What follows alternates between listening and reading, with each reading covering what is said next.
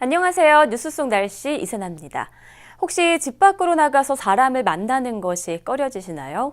또 잠을 잘 못 잔다거나 체중의 변화가 심하다면 우울증을 한 번쯤 의심해 보시기 바랍니다. 여름보다는 집에서 보내는 시간이 많은 겨울철에 우울증이 많이 나타난다고 하는데요.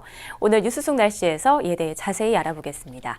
서울백병원 가정의학과 허양임 교수 나와 계십니다. 교수님 안녕하세요. 네, 안녕하세요. 네, 이 우울증 많이들 좀 알고 있는 그런 흔한 병인데요. 좀 우울증이 정확히 뭔지는 모르는 사람들이 많은 것 같습니다. 어떤 질병인지 좀 자세히 알려주시죠. 네, 우리 기분에는 여러 종류가 있는데 뭐 즐겁고 유쾌한 기분, 우울하고 슬픈 기분, 또 짜증스럽고 불쾌한 기분 이런 것들이 있죠. 당연히 즐거운 일이 있을 땐 즐겁고 슬픈 일이 있을 때는 슬퍼하는 것은 매우 자연스럽고 건강한 것입니다. 하지만 정신의학에서 말하는 이런 우울한 상태라는 것은 일시적으로 기분만 저하된 상태를 뜻하는 것은 아니라 생각의 내용이나 사고의 과정, 동기, 의욕, 관심이나 행동, 수면, 신체 활동 등의 전반적인 정신 기능이 저하된 상태를 얘기합니다. 네. 우울증은 그 원인도 매우 다양하다고 들었는데요. 어떤 게 있을까요? 일단 확실한 원인에 대해서는 아직 명확하지는 않습니다. 하지만 다른 정신질환과 같이 다양한 생화학적, 유전적, 그리고 환경적 요인이 우울증을 유발한다고 알려져 있습니다. 생화학적 요인으로는 뇌 안에 있는 신경 전달 물질과 호르몬의 이상, 또 생체 리듬의 변화와 관련이 있다고 알려져 있고요. 우울증을 가진 가족 내에서 우울증이 더 잘 발생하는 것으로 보고도 되고 있습니다. 이 밖에도 자신을 둘러싸고 있는 환경도 우울증 발생에 영향을 줄 수가 있는데 이런 환경적 요인은 삶에 있어서 대처하기 어려운 상황들인데요.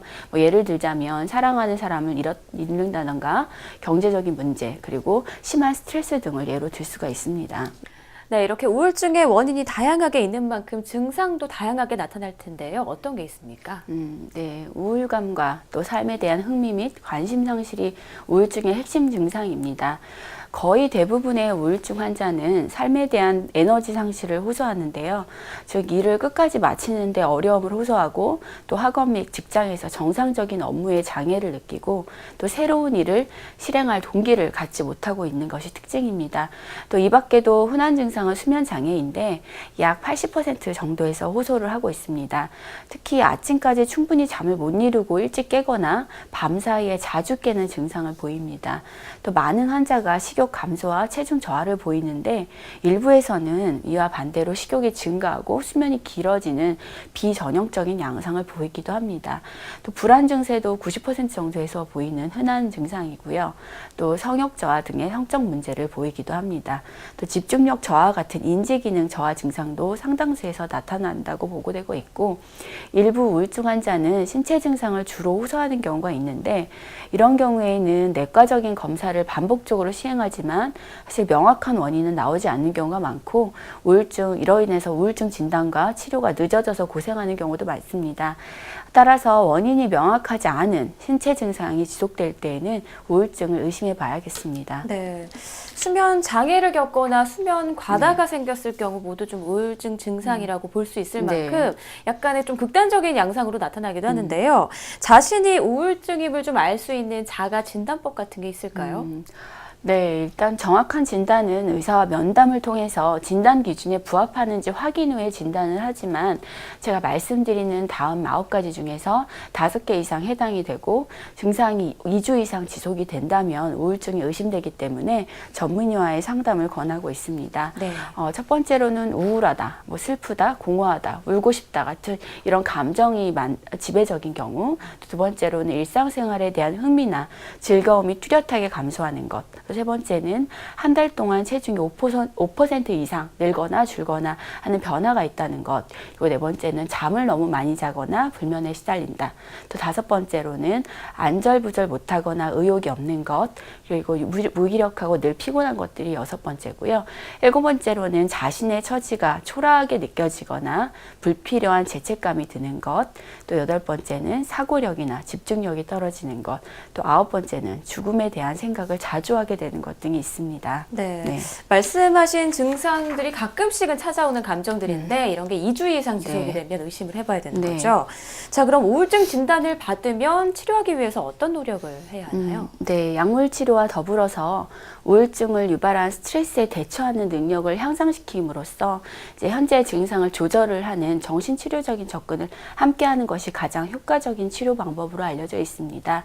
이외에도 전기경림요법과 광선치료 등이 활용되고 있고, 최근에는 반복적 경두개 자기자극법이라고 해서 경두개에 짧고 강한 전류를 흘려서 자기장을 유발해서 대뇌의 신경세포를 자극하는 방법도 효과가 있음이 이제 연구에서 보고가 되고 있습니다.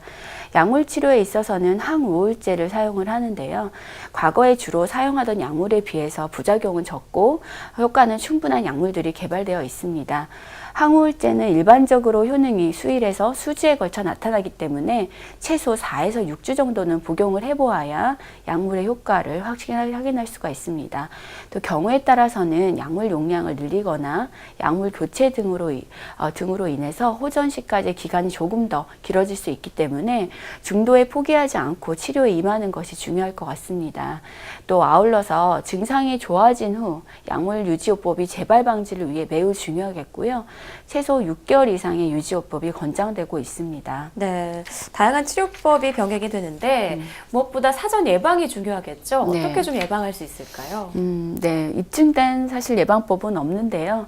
하지만 스트레스 조절이나 또 위기의 이런 기간에 친구 관계나 사회적 지지 등이 도움이 될 수가 있겠습니다.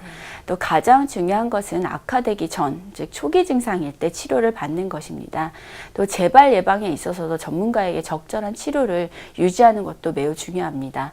또 술이나 담배, 불법적인 약물 등은 우울 증상을 악화시킬 수 있기 때문에 피하는 것이 좋겠고요.